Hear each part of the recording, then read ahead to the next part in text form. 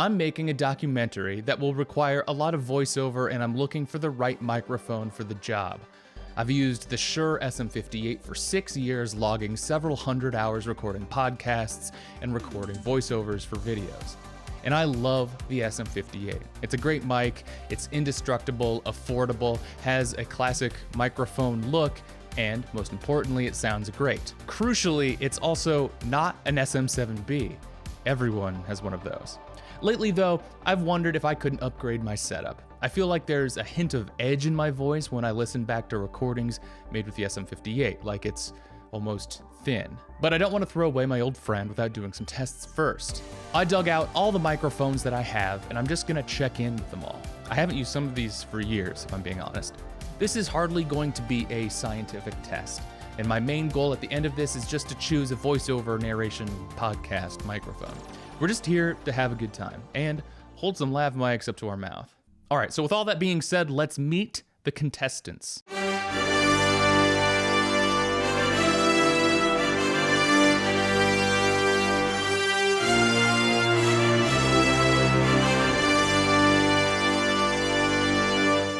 right, this is gonna be a bad idea. I'm just gonna grab this and hold it here. So this is my first ever microphone, the blue Snowball. I got this for my birthday when I was in high school to record music, probably about 15 years ago. So I was about to try to record with my blue Snowball microphone, but it seems to have just died on me just now. It was working okay in the tests for this video, but it seems now I can't record with it at all. I'm gonna put it over here. All right, I think this is recording now. So this blue Yeti used to be what people recommended as an upgrade from the blue Snowball mic and became the default podcast mic for a lot of people before the reign of the SM7B. I don't know if my copy is faulty, but I never really liked the sound of my voice recorded with this mic. There are some nice features though on it, like a mute button and the ability to plug headphones directly into it for monitoring though. And at $90, I think it's overpriced, but it's not bad. I have to decide if I want to have that just like on the desk the whole time. All right, here we are with the Shure SM58, this one over here. So no matter which mic I end up picking at the end of this all, the Shure SM58 will probably always be my favorite microphone. For $100, this mic has held it down for me in countless recordings over the years. I see the SM57 get a lot of praise from musicians online as an indestructible workhorse that punches way above its weight. And from my understanding of the 57 and 58, they share all of the same internal components just with a different grill design. So long live the SM58. Over here we have the Sennheiser MKE 600. This is my go-to run and gun interview mic for documentary style productions. It's not as expensive as the next mic that we're going to cover, so I feel more comfortable hauling it around outside in the elements. In my opinion, it delivers perfectly fine recordings, and I only notice any of its flaws when I'm directly comparing it to other options. So there's probably a life lesson in there, but I'm not here to better myself. Okay, and in the middle here, we have the Sennheiser MKH 416. This is sort of the upgrade pick over the MKE 600, and it's an industry standard mic for dialogue capture in film and TV. It's the standard for a reason, but I've never been able to get terribly excited about this mic. I like an underdog. It's kind of like the LeBron James of microphones. Of course it's good, but how does the MKE 600 affect its legacy? So lav mics aren't really meant to be used for this kind of voiceover work. You'll get a lot more room sound since they're generally omnidirectional and mounted most often on your chest or thereabouts. The mic you're hearing now is the one that comes with the Rode Wireless Pro, which is what I'm using to record this mic and the other lav mic that I'm testing. And this is the Countryman B3 lav mic. It's physically a lot more compact than the Rode mic or the mic that comes with those Sennheiser G3, G4 kits that were so popular for a while. But again, this isn't going to sound like a voiceover mic because it's physically further from my mouth. Unless... What's up guys, welcome to my TikTok. Today I'm going to be diagnosing myself with mental illness. I know it's triggering to see people hold lav mics up to their mouths like this, but can I mount a quick defense of this practice? And in fact, I'm thinking even doing this wrong. I think I'm officially very old now. So this, holding the mic up to my mouth, does sound better than this with the mic at my chest level. And if you can avoid plosives, it's simply clearer and you get more signal versus noise just because it's physically closer to the source of the sound. The thing that bothers people about holding this mic up to your mouth is because that it's not what the mic is for, right? It's supposed to be hidden, or at the very least a lot more discreet than what I'm doing here. Waving it around in front of the camera breaks the illusion of production, right? Well, for social media videos, that kind of raw, what you see is what you get vibe is often the goal. I'm not about to start doing this for the kinds of projects that I want to work on, but as you all know, I am all about tricks, illusions, deceit, and subterfuge. Quick ad hoc test of the internal microphone on the Rode Wireless Pro. I think holding this up to your mouth looks goofier than even holding the lav mic.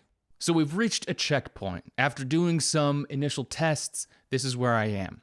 Maybe it's because I've listened to hundreds of hours of my own voice recorded with the SM58 over the last 6 years, but this mic really sets a high bar. That's really good news for me because it means that I wasn't just ignoring a better mic that was just sitting on my shelf this whole time. So that said, I think the Sennheiser MKH 416 does sound better than the Shure SM58.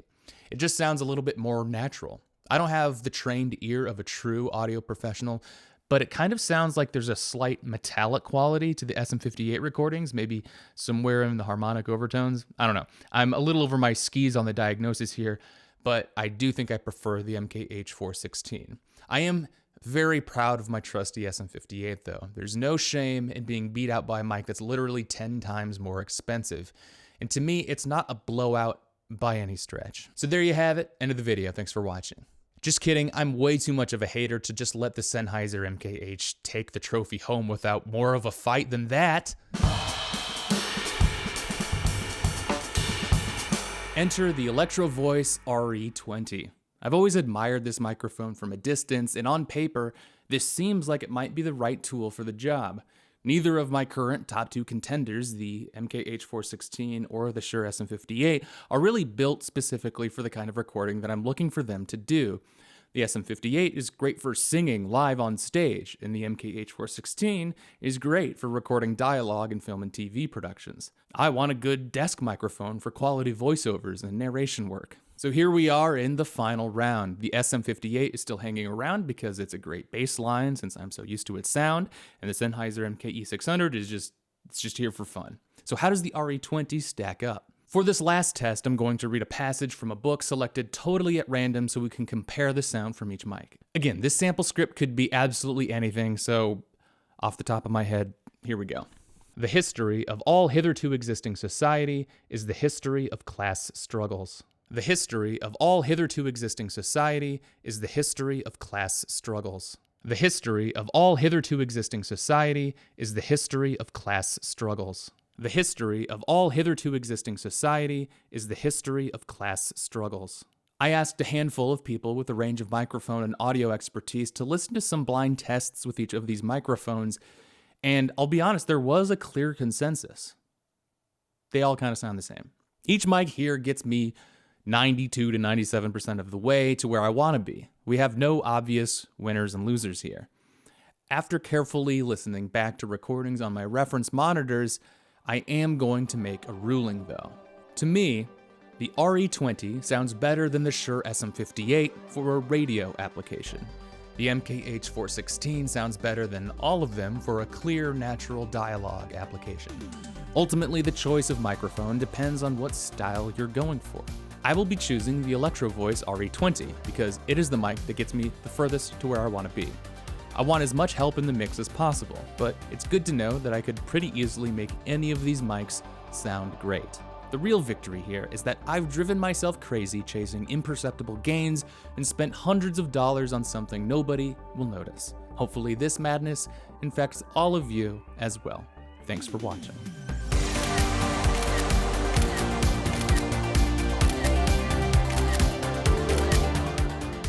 Looks like I forgot the Communist Manifesto upstairs.